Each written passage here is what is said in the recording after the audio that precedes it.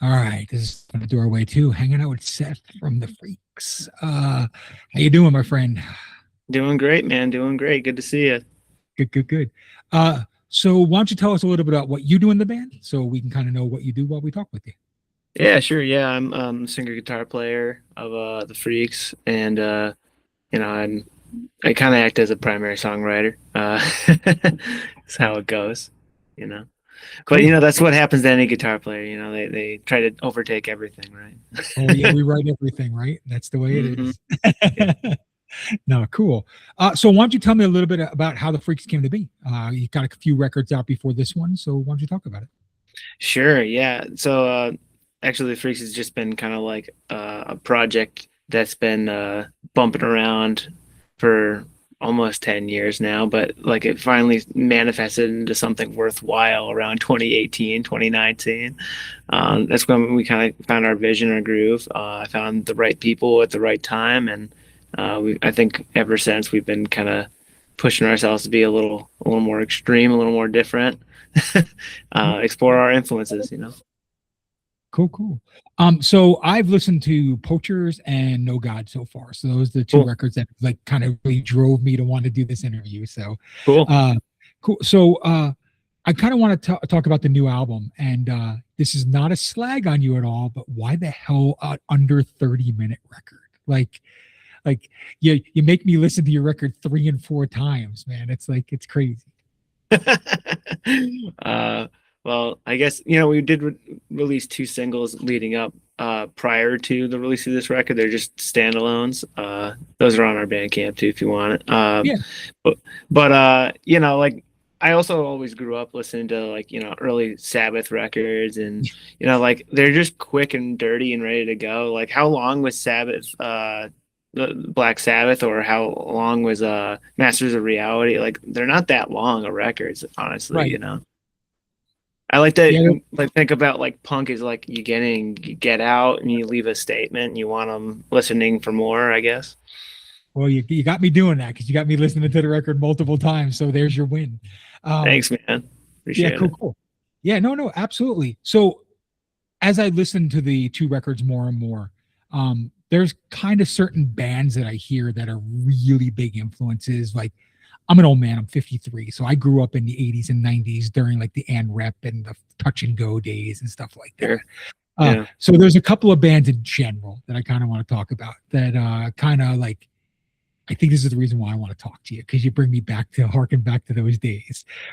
So the Melvins is one, Sonic Youth hmm is another, and then one that's going to be kind of left of center is a band called Lungfish that are on Discord. But Oh, okay. you guys remind me a lot of Lungfish, like when Oh, you kind of cool. yeah, you remind me of that kind of like old like that old school Discord sound where it was, you know, they didn't want to be Fugazi bands anymore. They wanted to be their own thing. So they were still post punk and post hardcore, but they were their own thing. But like the Melvins and Sonic Youth for sure. And then there's a little bit of hmm Nirvana here and there, but Sonic Youth and the Melvins, I really hear. Are those bands that kind of drove you to doing this? Do you really like them, or is that nothing to do with it whatsoever? No, I'm a massive fan of both of those bands, Okay. which is good. Good. I'm glad you hear it. I mean, when folks like to ask us, like, who do we sound like? You ever get that elevator pitch? Like, tell me what your Yeah. band sounds like in 5 seconds and see if I still care. Yep. um, but I guess I definitely I would say the Melvins is one of our biggest influences. I Nice. love everything Melvins, and the best part about loving the Melvins is, man, you could span a whole bunch of different genres when you think about Yep. Melvins. You can get in a quiet and simple, loud, quiet like dynamics like Lizzie off of Houdini, or you Yep. can go full like Lysol and just completely lose yourself like in a sleep jam right before sleep. Um, Yep. so yeah, and I guess I can speak to Sonic Youth is definitely that band that like put it in my ear that like grating painful noise in your ear is a good thing. So listening to like Sister and Evil and obviously Daydream Nation is like that seminal record that just like breaks your brain and you start over from there once you've heard it. Yeah, I was So gonna yeah. say Daydream Nation is like a huge, like it sound like you guys pick pieces from Daydream Nation and make it your own. It's really cool. So Cool. Yeah, I'm glad you hear that. And if anything, I just want to try and explore a little bit. I love how open those songs are, that record, yeah. how it flows. Like that's definitely something I want to take from that. And your mellower parts kind of remind me of like the later period, like Washing Machine and stuff like that, like where they get really kind of experimental and Yeah. weird. You guys kind Yeah. of add those elements too. So very cool. Cool. So I'm gonna ask you. So Gum Guzzler, is that your label? Is that somebody else's No, label? All right. no, I'm not supposed to say. Oh, that's fine. All right. No, no, I think he'd have a total crack about it. I mean, I could probably just tell you, but it's Nicholas from Bedtime Magic, Oh, Bedtime Magic. okay. Yeah, yeah. His ridiculous project and his ridiculous name, and he is a dear friend, and he believes in us, and we believe in them. So it was kind of like let's make this shit happen.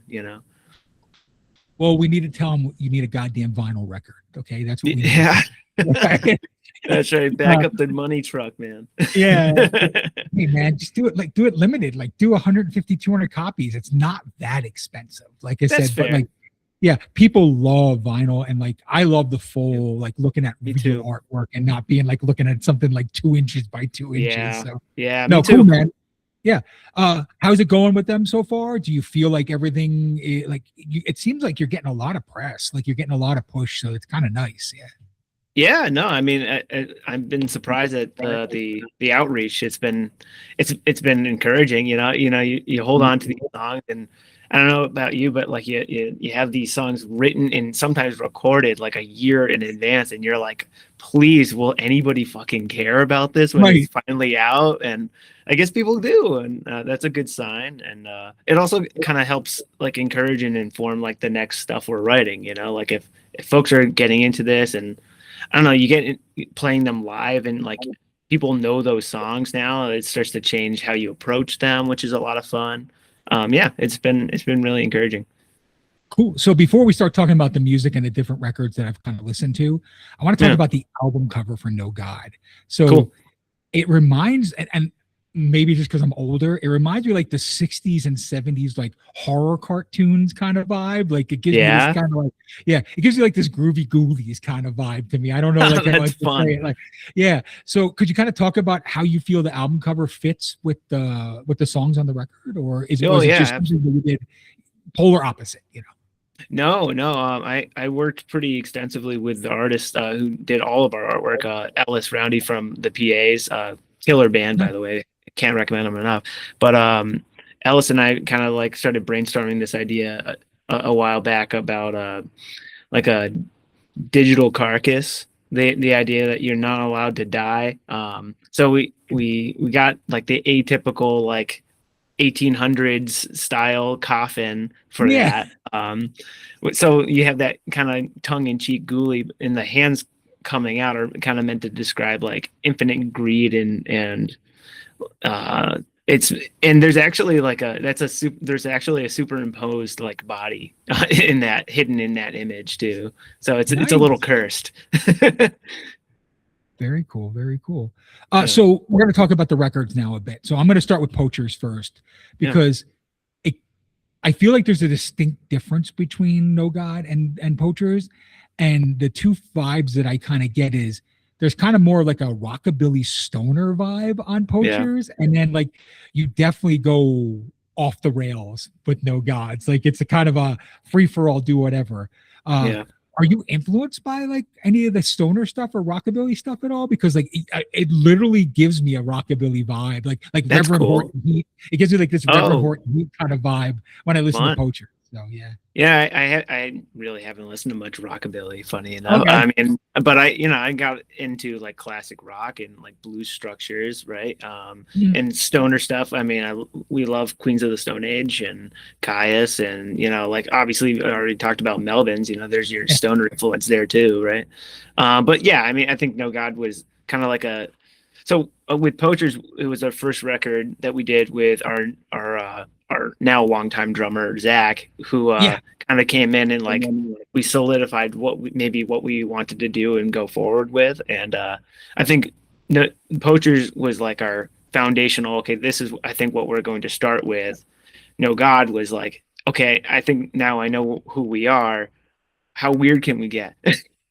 Let's have fun. And I think that's all. I probably only scratching the surface on it, but Cool. Yeah. I think that No God is, it's not heavier, but it's more dynamic of a record. mm, So when you listen to it, like there are the quiet moments are quiet, like you said, and the loud moments are loud, like that. yeah, And on Poachers, it's kind of like it's not as diverse, in my opinion. It's a little yeah, more kind of compressed in sound. So like, cool. I appreciate that very much.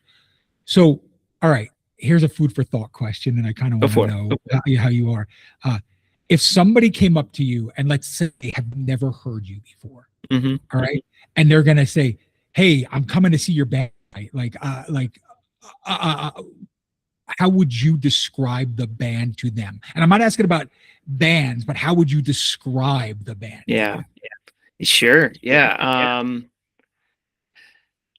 We've gotten some interesting feedback. Live we're kind of like a pretty like loud and angry and crazy band. We're very a loud band live. Okay. We bring those full half stacks, those full stacks, like, and we crank those things, in a small room even.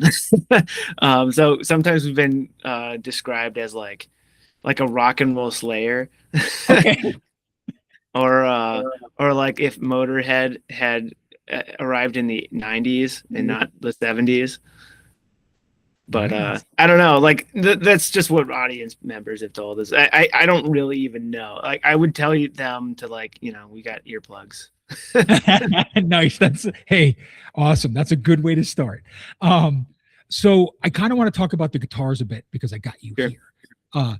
So when you were recording No God, because that's the one I kind of listened to the most, Hmm. uh, it sounds like there are layers upon layers upon, Hmm. like, as a fellow guitar player for 20 plus years as well too, like I can hear layers of clean guitars, I can hear layers of slightly distorted guitars, I can Hmm. hear the like fuzzed out tones, the really crunchy, like how hard was it to layer this record to make it sound, because I mean there's just three of you, so like it sounds like an army of goddamn guitars, so like how hard was it to make this record? Yeah, well, here, if you got me in video, you see that Yeah. stack behind me? That's what I use for the record. It's 2 amps at once. So like Nice. I'm basically double tracking every time I do a track, right? And one of them's like a really dark, grimy, fuzzy sound. One of them's more of like a Marshall kind of sound, and those kind of blended together and just like it worked in the moment. So every time I did a take, I did variations of gain on those on those 2 amps. Sometimes I would, try something really weird. Like I really took to this really crappy Gorilla amp that I had as my first guitar amp, and I used it for a ton. We used it for bass stuff and for feedback stuff and guitar stuff, and then the total secret weapon was Nicholas's from Bedtime Magic. He had a pig nose, like one of those Oh, like battery operated amps. yeah. And that's like how we got the sound of Chainsaw Man, because it's like this like gross chewy thing. That's awesome. Yeah, Yeah, it was a ton of fun. I had a gorilla, one of those 110 speaker Yep. gorillas. Like they Yep. were amazing. I loved them. Yeah. Uh, yeah, everybody gets that first. I think that's like their first amp, and then they go crazy with it. Cool, cool. Yeah. Oh, Yeah. awesome. Yeah, thanks for telling me about that. So I know the record's only been out for a little bit of time. It hasn't been out for a bunch of time yet. But Man. have you gotten any shocking like reviews, write-ups, feedback that you like didn't expect? And I'm not talking about negative wise, but like just anything that kind of shocked you, like holy shit, like somebody heard something that you never thought they would hear, or like they went a different direction than you thought they'd ever kind of talk about. So Yeah. Yeah. I mean, I would say that each interview or review has been kind of like variations of like, oh, I think I hear this, or I'm not really sure how to pin you guys down, or and I never really know how to take it other than just I'm really grateful that people are listening to it. I really appreciate that you heard Melvins and Sonic Youth, and I'm gonna have to check. I think I've listened to some Lungfish, but I didn't realize we sounded so similar. I'm gonna have to listen to them. So yeah. you're bringing the heat yourself, Clint. But I would say that maybe the thing that we've consistently gotten is nobody really knows what genre to pin us as. Uh, Like, which is I'd say that's maybe I like that. I think there's a virtue to being like finding a sound and sticking to it and maybe finding your lane, but I've never worked that way. So like we're noise rock and punk, but we have rock and we have stoner and there's some doom elements and then there's like noise and I don't know. I we'll, I we'll talk about that in a minute. That's one of the questions I got. go So for like it. you're kind of you're bringing me down that road, but I'm not there yet. So cool. So I kind of want to talk about my favorite song off of No God. Cool. And there's a reason why this is my favorite song. I'm not going to say anything yet, but I wanted you to kind of talk about it. So Clearance Wreck is my absolute favorite song on the record. I knew I liked you, Clint. All right. And it's because if I play this one song for people and they dig it, I know they're going to dig the whole record. Like they're not going to just like part of the record. I feel like everything you do kind of merges into this song. Like it's a all-encompassing track. But I'll tell you in a bit why I love it so much. But I kind of want you to talk about the song a bit and how it came to be, and like just give me a little history of the song. Absolutely, yeah, and that's probably my favorite song on the record too. And I would definitely call it like almost like a Rosetta Stone of the record. When you listen to it, but I start out a lot of the songs that I start writing are usually on acoustic first. Funny enough, like despite the sound of our band, like I don't know if it's just the easiest to hammer stuff out or hear like what changes I want to do. So like the beginning of the song, it was just like, oh, I have to bring out my really crappy like $100 acoustic guitar, and that's how I opened the song. And then like as I was recording it, like we were adding some extra overdubs and my pickup was feeding back and like picking up all these radio signals because I really did a bad job of wiring it. So anytime I kicked on like a rat pedal or anything like that, it just start picking up the radio station nearby. Mm-hmm. And so like towards the end of the song, that's really like what happened. Like it wasn't meant to be on purpose at first. Like there's this like, I don't know, it's like it's a salsa or is it like like gospel? He's like, and that was just that in the room. We just like kept the tape rolling, and then we started thinking about what we could do with that and how that could shape the whole record. And then the drums got picked up from another take and that got pushed in there. And we had a lot of fun with just like kind of working with soundscapes on that song. So stupid long answer for you, but yeah, no, I really enjoyed that song and I'm very happy to hear that you liked it. So I'm going to tell you the reason why it sticks to me. So I'm originally from New Jersey and I used to play in the Hoboken scene all the time. So cool. Literally the first show I went to see like down in that area, I was walking down the street and Bob Mould was doing a solo show. So I didn't even know it. And I walked by the place called Maxwell's and I'm like, is that Bob Mould? And I walked in and I'm like, is that Bob Mould? Yeah, he's rehearsing and trying out new songs tonight. So anybody that wants to come in can just come in. Wow. And I literally got to watch him writing Sugar songs.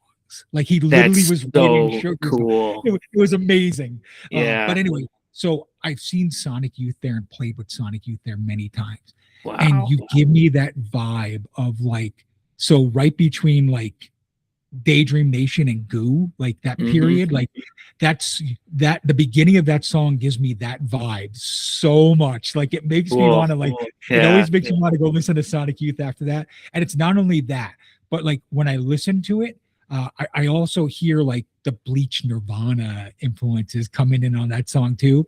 And I'm a kid of that whole 90s stuff. So like, it was like, you make me like feel like music matters again when I hear stuff like that. So like, it's just really cool. And then that song just goes off the rails. Like I don't like it goes into a place that I can't even explain. And I think that's the coolest thing ever. I listen to it and I try and listen to all the little pieces. I'm like, oh, I hear this. And then there's always something new I hear in that song. So thank you for that song. Cause it makes like, I if I listen to your record and I don't listen to that song, I feel like hollow inside. Like I got to go Yeah. back and listen to that song. So very Damn, cool. man. Well, I really appreciate that. I would say that that's probably the best compliment I've gotten on the thing. Like, because Nice. I'm a huge fan of like Bleach and Incesticide, and obviously, Yeah. like, I'm a big Nirvana fan. That's how I started playing guitar. Like Nice. I got three strings on the guitar, so I can probably figure out a power chord. But very, very cool. but also throw out, big fan of Bob Mold, because I'm a huge Husker Du fan. I got way into Zen Arcade. Like that's a Oh, record that I've listened to probably 1,000 times. it may be a perfect record. I'm not really Yeah, sure. It literally might be a perfect record. So right. From start to finish, it's like this yeah, beautiful, like an amalgamation of everything that was great about that band in that time. yeah. Cool. So here we go. So I feel like your band falls between two very distinct genres. So we're going to Mm, talk about this, and I want to get your feedback on it. So I very much the late 80s, early 90s indie rock scene, hmm. and very much full on touch and go noise, like Yeah, not and rep, but like touch and go noise, like the more avant kind of noise stuff. But when I talk about the indie rock in 80s and 90s, I'm talking like the Minneapolis scene, the Chicago scene. I'm not yeah, talking about New York or California or anything like that. Like I hear like and I know like early Soul Asylum, like the Replacements, Husker yeah. Du. I hear that stuff in your music. Um, if you were to like say which side of the fence you really fall on, you fall more on that indie rock side, or do you fall more on that like touch and go noise rock side? Yeah, yeah. I would say that I don't want to pick. Okay. I think that they're both part of what I do by accident. I've listened to enough of those records that it's just kind of in my head, and whether I like it or not, I'm gonna write stuff tinged with bits of both of those worlds. Uh, Nice. yeah, yeah. I'm happy to say both. Okay. What I wanted to hear. So it's even better. So great. So thinking back of the record you just did, and now with like a clean set of ears, like you had some time to kind of listen to Yeah. it, and uh is there anything you'd like to change, or is there anything that you say like was a happy accident on the record? Sure. I mean, there's a ton of happy accidents because we're actually all pretty shit at our instruments, but there's a vocal take here or there, or like a certain moment in a song where I've written something new since we started playing it live. But like sometimes, like an album it's okay for it to just be what it was then. It's like kind of like a snapshot of a band in a moment, and that's a cool thing. I I wouldn't say that I'd change much because I learned a lot. And hoping, from those mistakes and maybe happy accidents, can maybe write you a better record next time. I don't know. Cool. No, excellent. Do you prefer performing live, or do you prefer writing new songs and going in the studio and creating them? Which one does makes you happier? I love performing live the most. Okay. I would say that my favorite thing is to write a song that I like that fits with the band. Like when I bring it to Ian and Zach, we arrange it and it becomes like the full-fledged real thing.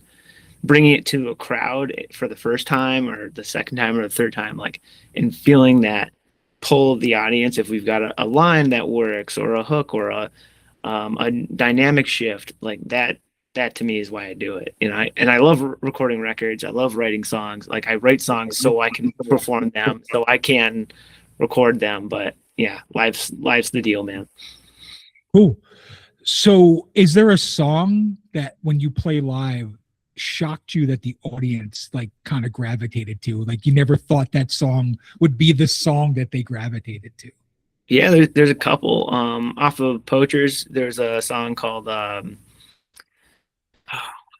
why am my brain's not working right now? Oh, Asphalt Rivers. That Okay. song always seems to really connect with people, which is cool. And I like that song, but I wasn't sure if people would like it. But then again, who knows what people like, Right. You got to do it for yourself. And on this record, I'd say the song that seems to always get people moving and interested is "It Might Be Rabies." That seems to be a thing that gets people rolling and moving, and the dynamic shifts in quiet parts, and then sledgehammering them right when they aren't suspecting it. That's really fun, and I think people like to experience that one. Cool. If you could tour with anybody, who would it be and why? Shit. Okay, that's a hell of a question.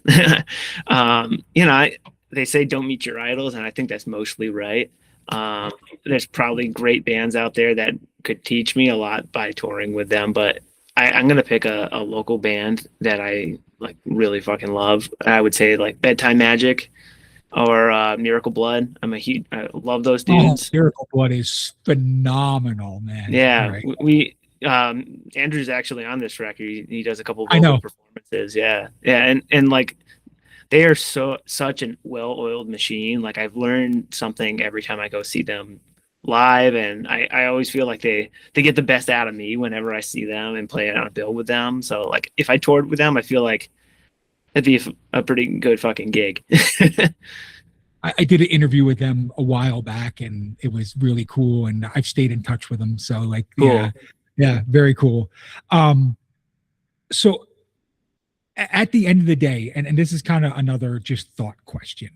Sure. Let's say the Freaks, this is it. This is the last record you're going to do. You're moving on to other pastures or whatever. What would you want to be remembered for most after these couple of records that you Hmm. Yeah, I mean, I think the point of being in a band and writing songs with a couple of your friends and then putting it out on a stage, like it's for yourself, but you're hoping to lift other people and inspire other people. You know, I've met plenty of younger people, you know, like in the audience that have gotten them, you know, like excited about starting their own band. Um, and maybe giving a permission slip to other bands on the bill to say, hey, maybe it's okay to turn us up because that band was loud as hell, you know. um, and you know, if I spread that a little bit and kind of give a permission slip to be loud, be weird, be different. Like we dress up in jumpsuits, you know, I throw myself on stage and, you know, like I sweat my ass off, you know, like I'm not just going to be a statue up there. I hope other people are going to listen to that. And then if somehow there was a kibosh and I died in a train accident, maybe, that was oddly specific. Yeah, right. Then I'd be hopeful that, you know, people would think about the Freaks and think, hey, how can I get fucking weird? Cool. No, awesome. So here's one more deep question, and I got a couple questions after this. But so if there was one band that could take one of your songs and make it their own, whether they're still around or not, what band would you like to recreate a Freak song in their own image? Huh. Wow. Okay, that's a hell of a question, man. That's cool. Let me think about that. I mean, there's tons of bands that I'd love to hear, like one of my style of songs in their voices and their, you know, their style. Like weirdly, I feel like it'd be really fun to hear like how like Dinosaur Jr. would approach one of our songs or something, or like um if I could convince Fugazi to come back to life and have them play one of my songs, I would love to hear that. But honestly, I think maybe my answer is probably Jesus Lizard. I would love to hear Jesus Lizard hit one of our songs and make us look like a bunch of fucking like numbskull losers, like, and make us, you know what I mean? Like inspire Oh, me. I want to hear them fucking rip one of our songs. as long as it's early Jesus Lizard, I'm all good for it, Oh man. yeah, Like, yeah, absolutely. David Yao yeah. with his shirt off, Yeah, peanut okay. butter everywhere. You know, I'm all good. I'm all good with it. Yeah, Yao on the first three records is some of the most he's mind-blowing noise rock total I've ever heard. Yeah, animal. Yeah, yeah, yeah. very cool. Very, very cool. I love the Dinosaur Jr. thing. That's very cool. Absolutely.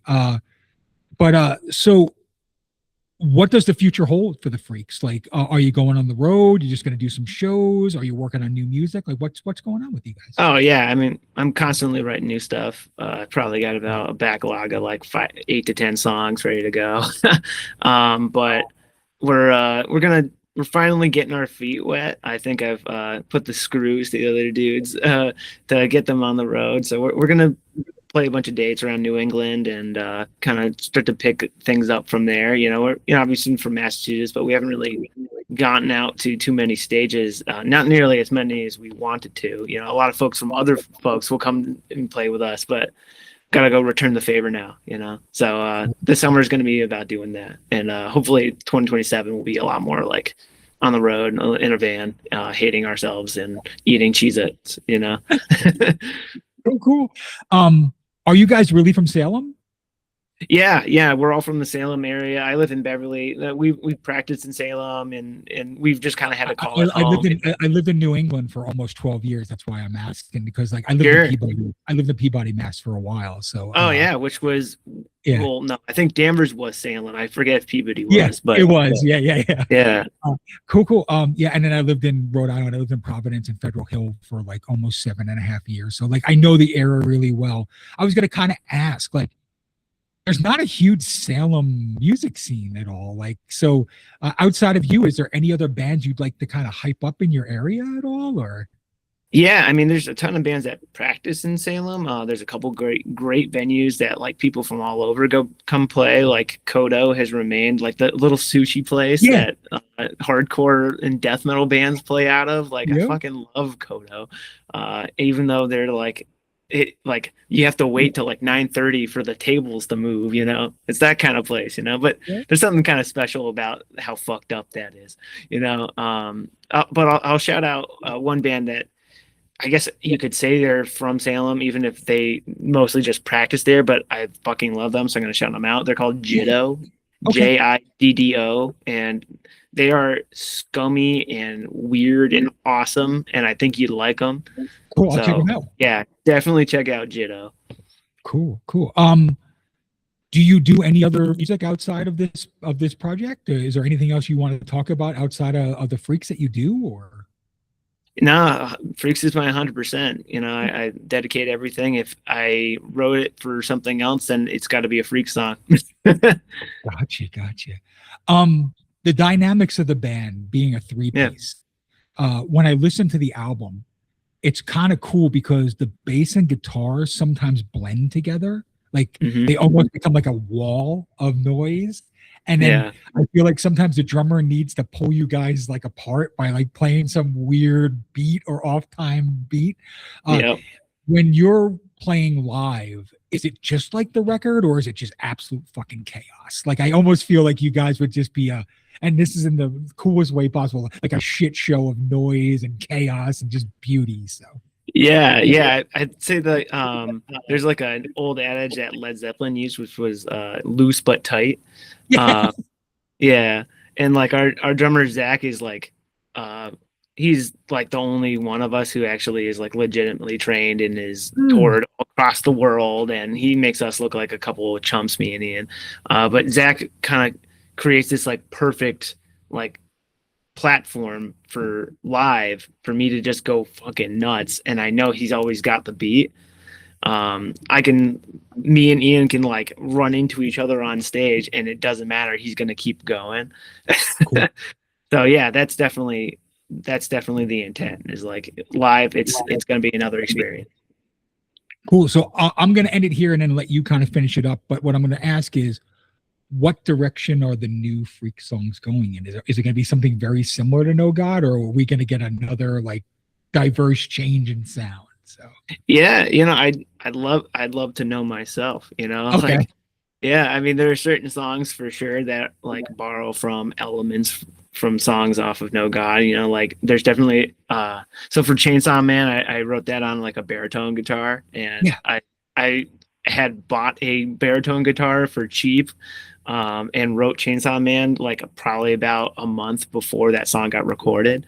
So like now I got a bunch of more songs like in that register with a little bit more of that sleaze going on. So there's a few of those kind of style songs, and I also because I really enjoyed how Clearance Rec came out, and like sections of like it might be rabies.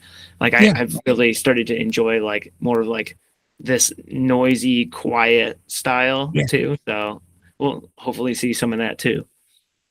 Cool. What do you want to leave us with? Anything that you have absolutely coming up next, or anything you guys want to talk about? Yeah, I mean, first and foremost, I'm gonna go play a show with Miracle Blood, Conan Neutron at the Middle East, June 28th. So that's coming up. It's gonna be a hell of a show. We're gonna pack the house. Dwelly's also on the bill. I think that's one of the guys from Deaf Heaven's side project. So it's gonna be really fucking cool. And then after that, we're heading from July 16th through the 19th, just hitting tours, bars all around New England. So come see us there. Cool, man. Seth, again, thank you so very much for doing this. I really, really appreciate it. Like I said, your record is just absolutely phenomenal to me, and that's the reason why I wanted to talk to you. I don't do a ton of interviews, but when I do them because of I love the band. So like yeah. So thank you again for that. Again, this is Clint from the Doorway 2, hanging out with Seth from the Freqs. And until next time, my friend, thank you very much. Appreciate you.